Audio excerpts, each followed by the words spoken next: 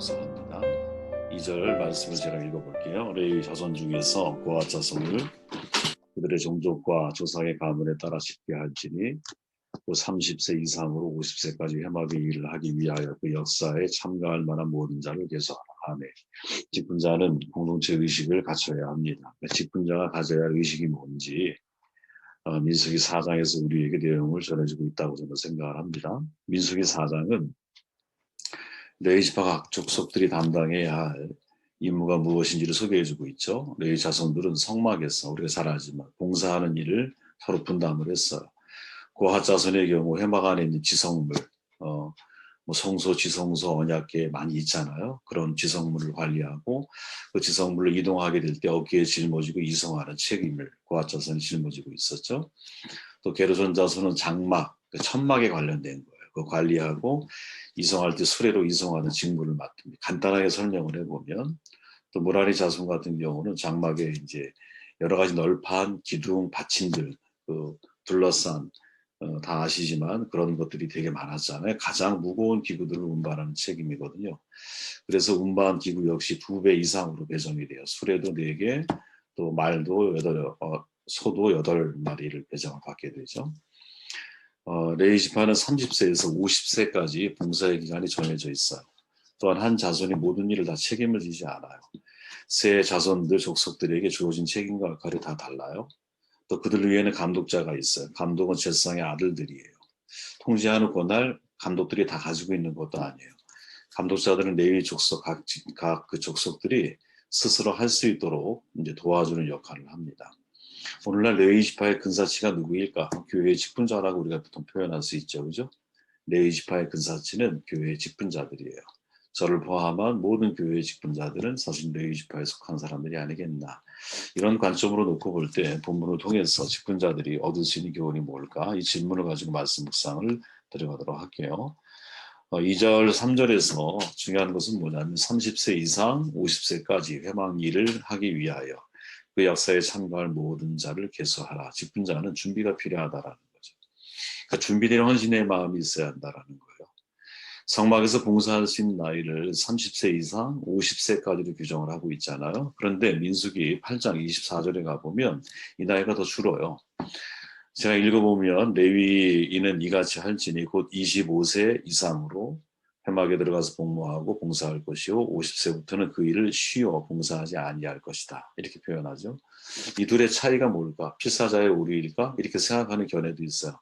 그 옮기는 과정에서 오류가 생겼다. 이렇게 생각하는 사람도 있고 또 25세부터 30세까지 한 5년 정도를 견습생으로 일하는 그렇게 일을 시킨 게 아니겠나 이런 견해를 또 가지고 있는 사람도 있어요. 인턴 과정을 뒀다라는 거죠. 준비하는 과정. 왜?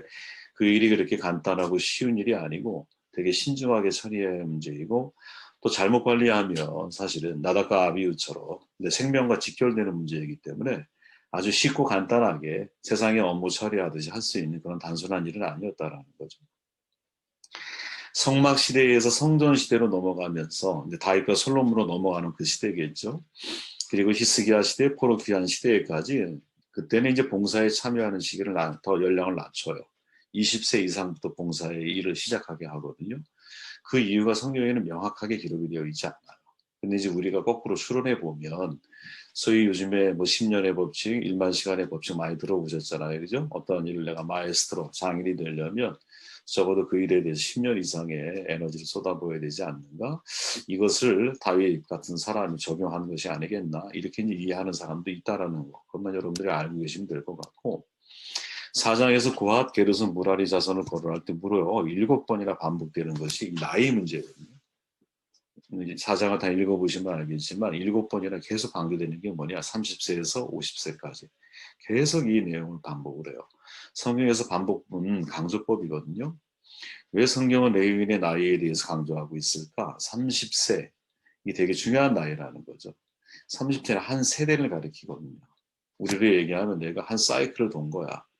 지금으로 얘기하면 내가 인생의 반환점을 돌 수 있는 중요한 텀. 사회적으로 충분히 인정받을 수 있는 나이라는 거죠. 여러분 예수님이 이유 없이 30세에 공생활을 시작하신 게 아니에요. 예수님은 사실 그 전에 충분히 12살 때 이미 회당에서 사람들과 대화가 가능할 정도로 랍비에게 되게 지혜롭다라고 인정받을 정도로 충분히 준비되신 분이거든요. 왜 근데 굳이 30세에 그 일을 시작을 해? 이 30세가 구약적 개념에서는 성전에서 성막에서 봉사할 수 있는 아주 법적으로 인정받는 나이인 것이고, 더더욱이 그 사회에서는 30세가 되면 그 사람의 말에 대해서 충분히 공감하고 동의해주고 인정하는 그 나이가 바로 30세라는 거예요, 여러분. 내가 아무리 준비가 되었다 할지라도 여러분, 상대가 나의 말을 들을 수 있는 준비가 되어 있지 않을 때는 얘기하지 않는 게 지혜로운 거 아니겠어요, 그죠? 나는 충분히 준비가 된 것 같아. 근데 내가 살아가는 사회적인 분위기에서는 지금의 나의 이 세대를 인정할 수 있는 그런 세대가 아니야. 그런데 유대 사회에서는 30세라고 하는 것이 그러한 중요한 의미를 가지고 있다라는 거죠. 이 30세가 되면 가르칠 수 있는 자격을 그 사람은 가지고 있다. 이렇게 받아들이고 있는 거예요. 그리고 또한 중요한 것은 고압 사람들을 읽어보시면 여러분, 고압 사람들은 회망 아래서 지성물을 관리하잖아요. 그리고 어디 이동할 때 매국하는 역할을 해요. 수요를 다 헤아려 봤더니 8,300명이 나왔어요. 근데 실제로 봉사에 참여할 수 있는 사람은 2,750명이었어요. 감독자는 엘리 사반이라는 사람이었어. 또 게르손도 마찬가지죠. 실제로 사람을 뽑아봤더니 7,500명이었어. 근데 성막에 봉사한 사람은 2,630명으로 이야기를 해요. 무라리도 마찬가지죠. 무라리 역시 이제 그들의 수요를 헤아린 것과 실제로 그들이 이제 성막 봉사를 위해서 일하는 사람과는 명단의 차이가 있어요. 이유가 뭘까? 이 되게 중요한 문제거든요, 여러분. 이 이유에 대한 해답을 우리가 분명히 알아야 되는데, 이유는 그런 것이죠. 책임과 임무를 충분히 감당할 수 없는 사람은, 자신의 그 준비가 안 된 사람은 그 자리에서 누락이 된다라는 거죠. 왜냐하면 여러분 생각해 보세요. 이 레위 지파는 사실은 모두가 다 준비된 아들이 태어나는 게 아니잖아. 모두가 다 그 나이가 되면 충분히 준비되어져 있는 것도 아니잖아, 그죠? 근데 일정 기간 그 사람들이 활동할 수 있는 연령대를 정해놔서 30에서 50 사이야.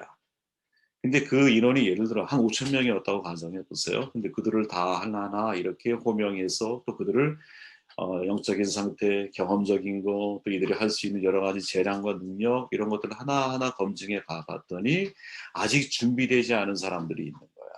그럴 때는 어떻게 돼? 누락을 시키는 거죠.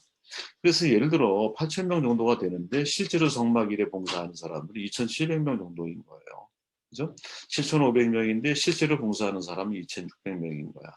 이게 우리에게 전해주는 중요한 교훈이 있다라는 거죠. 내가 충분히 준비되어져야 한다라는 거예요. 하나님을 섬기기 위해서는 신분적으로 내가 하나님 앞에 이미 특권을 얻어서 그 일을 할 수 있는 자격이 주어지는 것은 굉장히 하나님이 주신 은혜일 수 있지만, 그 은혜를 받은 이후에 나의 삶이 하나님이 나를 사용하시기에 적합한 도구로 나를 준비시켜 나아가는 것은 우리 각자의 몫인 거죠. 여러분, 칭의와 성화가 다르잖아요. 그죠? 칭의는 값없이 우리가 받는 은혜야. 예수 그리스도 안에서. 근데 성화는 내가 그 은혜를 아는 사람이 내가 성결해지기 위해서 대가를 지불하는 거거든요. 대가를 지불하는 거예요. 계속 내 인생에 대해서. 그렇게 마찬가지라는 거예요. 내가 신분적으로 레이지파가 돼서 성막 봉사할 수 있는 자격이 주어진 것과 내가 그것을 실제적으로 감당할 수 있는 준비된 사람으로 나 자신을 갖고 나아가는 것은 다른 차원의 문제라는 거지. 그렇게 수요는 8천 명이지만 성막에 실제로 일하는 사람은 2,700명이고 수요는 7,500명이지만 실제로 하나님의 일에 동참해서 하나님이 그 일을 쓰는 사람 2,600명이 될 수도 있다라는 거예요. 우리는 어디에 속해 있느냐? 이 질문을 던질 수 있어야 된다는 거죠. 30살에 일을 시작하기 위해서 30살에 일을 시작해서 20년을 일한 후에 50세에 은퇴를 해요. 그죠? 생각해 보십시오. 이들은 20년을 일하기 위해서 30년을 준비한 사람들인 거예요. 참 중요한 문제인 거죠, 이게. 그죠? 왜냐하면 이들은 출생이 레이지파잖아. 그러니까 이미 나는 신분적으로 성막에 봉사할 것을 알고 이들은 30년을 살아야 되는 거야. 그러면 그 30년의 의미가 일반 사람들하고는 같은 문제가 아니라는 거죠. 그죠? 일반 사람은 내가 신분적으로 레위인, 성막에서 봉사하도록 내가 선택받은 사람이라는 의식을 갖기가 어렵지만, 이 레위 지파는 태어날 때부터 내가 성막에 의해서 앞으로 살아가야 할 사람이거든요. 그러면 이 30년의 의미는 내가 앞으로 20년 하나님 앞에 제대로 잘 쓰여지기 위해서 30년이라고 하는 시간은 확실하게 내 자신을 준비하고 내 자신을 컨트롤해서 하나님이 쓰시기에 온전한 도구, 또 성막 봉사를 하기에 최적화되어져 있는 나의 상태를 만들어갈 책임이 나에게 있다는 거지. 참 중요한 거예요. 에브라임 링컨이 그런 말 하잖아요. 만약에 나에게 나무 한 그루를 베는데 6시간이 주어진다면 나는 먼저 4시간 동안은 토끼 나를 날카롭게 가르겠다. 이게 그대로 적용되어지는 거죠. 그죠? 30세에서 50세까지 20년 동안 쓰임 받는데 30세까지 나는 레위인으로서 이미 구별된 신분을 살아가고 있다라는 거지. 그럼 그 기간을 어떤 시간으로 만들어 갈 것이냐. 이 질문을 우리에게 던져주고 있는 내용이 바로 오늘의 이 본문이 아닌가 하는 생각을 해봅니다. 다시 23절 똑같은 내용이 반복이 되죠. 30세 이상으로 50세까지 회막에서 복무하고 봉사할 모든 자를 계수하라. 아멘. 직분자는 분별이 필요하다라는 거예요. 어떤 분별?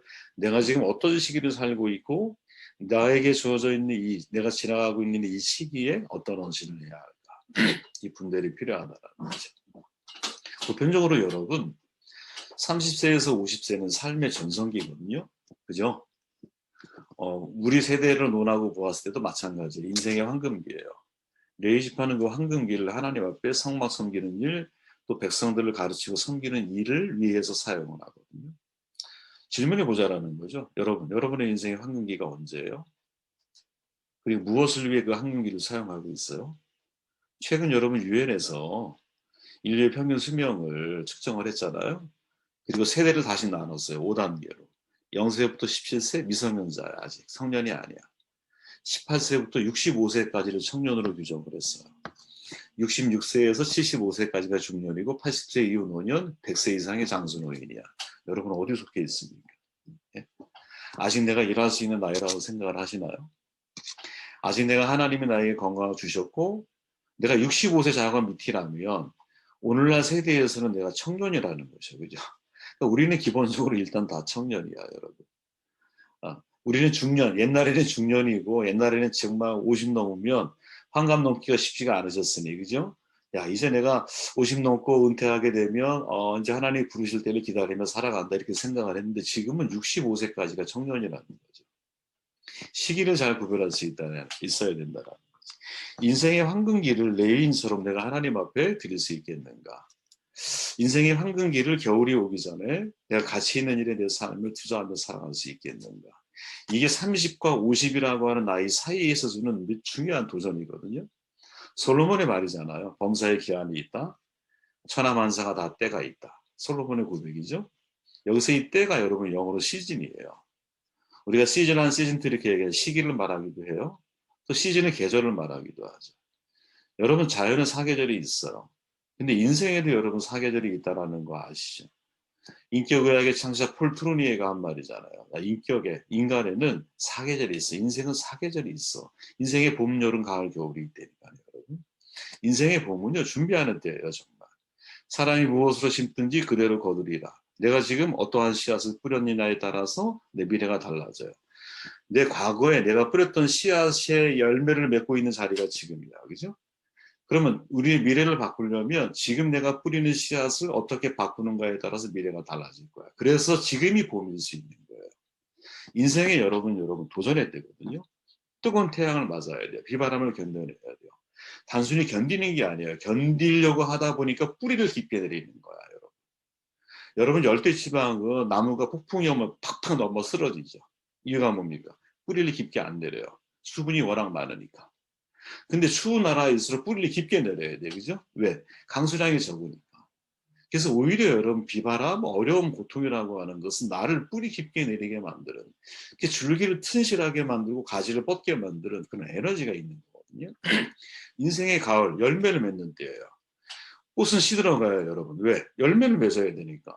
에너지를 꼭 화려함에 낭비할 필요가 없는 거야, 이제. 무엇이 열매를 맺기 위해 진짜 어디에 에너지를 쏘아야 할지 내가 아는 거죠. 삶의 중요한 의미가 뭔지 가치가 뭔지를 내가 알아요. 그 선택과 결정을 하고 집중할 수 있는 시기가 사실은 인생의 가을이거든요. 이 가을이 우리일 수 있다라는 거예요.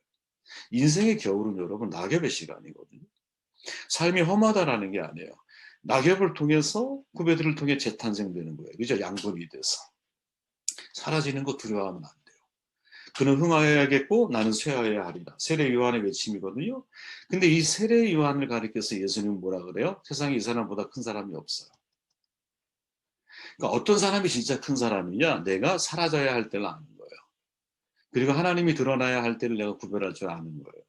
그럼 질문해 보십시오, 여러분. 여러분은 지금 어떤 인생의 전성기를 맞고 있느냐? 30세에서 50세까지가 인생의 전성기일까요? 저는 개인적으로 여러분, 처음에 제가 이게 되게 중요한 인생의 전성기구나 하는 생각을 했다가, 점점 생각을 해보니까 그게 아니에요. 모든 세대가 사실은 다 전성기라는 거지. 왜? 각각의 세대는 여러분 두 번 받지 않아요.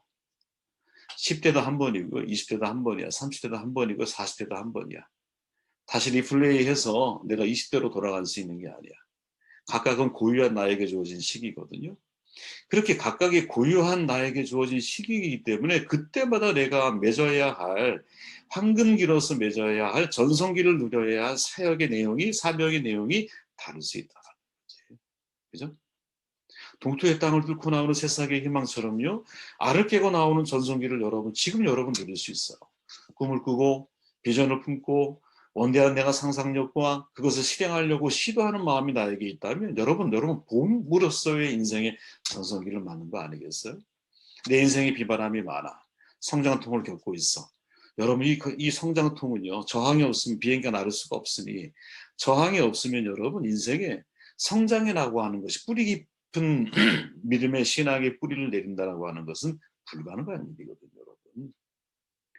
이런 과정을 우리가 걸을 수 있다라는 거지. 여러분의 인생이 가을이라면 가을의 인생의 화려함보다 풍성한 열매를 맺기 위해서 삶을 구별하고 선택과 결정을 해야 하는 중요한 전성기를 맞고 있는 거예요. 여러분의 인생이 겨울이라면 여러분, 내가 해야 할 일이 무엇인지를 선명하게 알아야 돼요.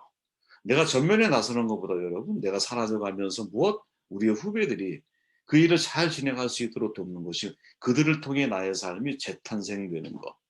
그리고 더더욱이 하나님은 흥하여야겠고 나는 쇠하여야 하리라 라는 마음을 가지고 내 인생을 다시 한번 조명해 볼 수 있겠느냐. 여러분, 제가 최근에 보는 내용 가운데 겨울에 대해서 이제 묵상을 하다가, 겨울이 되면 나무집을 다 떨어뜨리잖아요. 이게 나무의 겨우 내기거든요. 겨울을 살아내는 방법이야, 지혜야. 근데 경영학자 윤석철 교수가 이 겨우나기를 가리켜서 네이키드 스트렝스, 그러니까 나력이라고 표현을 해요. 나력이 뭐냐? 견디는 힘이라는 거예요. 견디는 힘. 겨울에는 여러분 견디는 힘을 내가 훈련을 해야 되는 거예요. 내 인생에 많은 것들이 다 떨어지고 다 상실되는 것 같지만, 그리고 앙상한 내가 나무고 가지만 내가 남아있는 것으로 느껴질 때가 있어. 그게 겨울일 거야, 아마 인생에. 그때 우리에게 정말 필요한 자세가 뭐냐? 나력, 견디는 힘. 무엇을 위해서? 주님의 때를 위해서, 주님의 영광을 위해서. 이 고통을 견뎌 나아가는 힘이 우리 가운데 있느냐? 여러분, 이 고통을 견뎌 나아가는 나력의 힘이 있기를 바랍니다. 네. 마지막 27절 말씀 읽고 말씀 정리해 볼게요. 게르손 자손은 그들의 모든 일 곧 낼 것과 처리할 것을 아론과 그의 아들들의 명령대로 할 것이니 너희는 그들이 매일 짐을 그들에게 맡길 것이니라. 게르손 자손의 종속들이 회막에 살 일을 이뤄하며 그들의 직무는 제사 아론의 아들 이다말의 감독할지니라. 아멘. 직분자는 자율이 필요하다. 이게 마지막 결론이에요. 자발적인 헌신이 이루어져야 한다라는 거예요. 그죠? 익숙하게 들었지만 중요한 내용이 그거예요, 여러분. 게르손 자손들이 매일 짐을 그들에게 맡길 것이니라. 이 말은 여러분, 세세하게 일이 분담이 되었잖아요.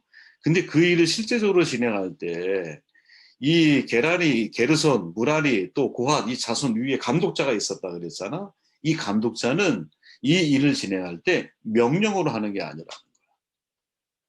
그들이 그 일을 스스로 맡아서 알아서 할 수 있도록 자발적으로 그들을 독려해 줘야 한다는 거죠. 나의 짐이 아니기 때문에 야, 네가 이 짐을 갖고 가야 돼 라고 말할 것이 아니라, 나는 나의 짐을 짊어지고 걸어가는 모습을 통해서 나를 바라보고 있는 상대가 자발적으로 그 짐을 짊어지고 갈 수 있도록 도와주는 자발성의 살아있는, 이게 정말 중요한 거죠. 그죠? 여러분, 저는 진정한 자기 주도성은요, 자발성에 있다고 봐요. 진정한 자기 주도성은 자발성에 있는 거예요, 여러분. 이 자발성은 여러분 개인적인 영성이 아니라 공동체 영성이거든요. 무슨 말이냐?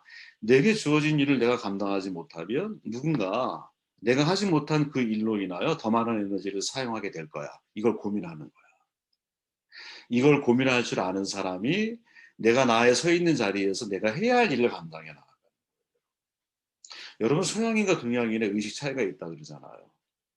보통 서양 사람들이 한국 또는 한중일 분석할 때 서양인들에 대해서는 서양인은 개인주의를 중시하고 자기중심적이고 자기 자신에 대해서 매우 긍정적인 평가를 하는 힘이 많아요.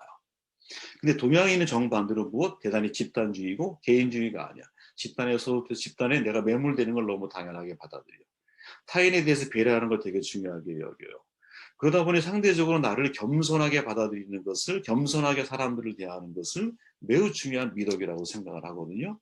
그런데 그 중에서도요, 하버드 어느 교수가 하는 얘기를 내가 강의를 들으면서 한참 웃었는데, 이 한중일 중에서도 가장 유교의 영향을 받은 나라가 한국이래요. 왜 그러냐? 한국은 국가를 집단으로 여기지 않는다는 거야. 국가를 가족으로 받아들인다라는 거예요. 그래서 국가의 문제는 나의 문제인 거예요. 여러분 IMF 터졌을 때 금 모으기에서 200톤 이상을 가져온 나라가 한국밖에 없잖아요. 여러분 임진왜란이나 어떤 국난이 왔을 때 그거를 극복해 나갔던 사람들은 리더십들이 아니라 사실은 의병들이었잖아요. 민초들이었잖아요. 그죠? 그럼 왜 그들이 그렇게 행동했을까? 진짜 유교적인 생각을 가지고 있었기 때문이라는 거야. 그럼 유교의 매우 중요한 독특한 특징 가운데 하나가 뭐냐? 집단 속에서 개인의 의미를 찾는다라는 거지. 근데 중국과 일본 같은 경우는 집단에 그냥 내가 부속으로 살아가는 걸 당연하게 생각을 한대요. 근데 한국은 그렇지 않다는 거, 한국 민족은. 집단에 있지만 집단을 어떻게 소화를 해? 관계성, 내 가족이라고 이해를 한다는 거지. 그래서 우리는 모르는 사람도 여러분 한 두세 번 만나면 형 동생 삼는 거야. 그냥 형 동생 삼고 엄마 아빠 삼고 막 이렇게 이런 문화들을 가지고 있다라는 거죠. 그런데 이제 이 문화가 신앙적으로는 굉장히 돈적으로 사용되어질 수 있다라는 거죠. 무엇? 내 개인의 영성 속에 공동체 영성을 포함시킨다라는 거예요. 그리고 공동체를요, 나의 가족으로 받아들이는 이 흡인 속도가 다른 어떠한 나라보다 훨씬 더 우리가 강력하다라는 거예요. 저는 그 강의 들으면서, 물론 강의가 이쪽으로 올라간 건 아니지만, 상당히 설득력이 있는 말이다. 그런 생각을 하게 되었어요, 여러분. 중요한 거예요, 여러분. 게르손 자손들이 매일 짐을 그들에게 맡길 것이니라. 이 위엔 감독자가 있었어요. 근데 감독자가 그들에게 명령하는 게 아니라 야 그들이 할 일은 그들 스스로 주도적으로 그 일을 할 수 있도록 돕는 게 지도자 네가 해야 할 일이야. 그랬을 때 그들은 자기 스스로 주도적으로 그 일을 풀어가고 있다라는 거지. 저와 여러분들이 모든 직분자들이 사실은 이런 의식 가지고 교회에 내게 맡겨진 책임과 내게 맡겨진 역할을 감당할 때 이게 매끄러운 거지. 그죠? 뭐를 시켜서 움직인다면 이미 그런 늦은 거 아니겠어요?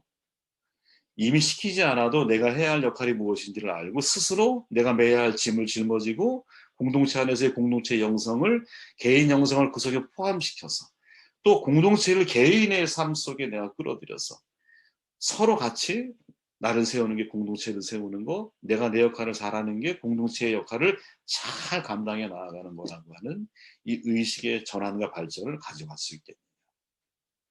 여러분 이 말씀 개인적으로는 되게 이제 고민을 많이 해본 말씀인데 직분자 의식이라고 생각이 들었어요. 직분자는 이런 의식을 가져야 돼. 세 가지 말씀을 나눴는데 이 말씀을 듣고 같이 기도하시고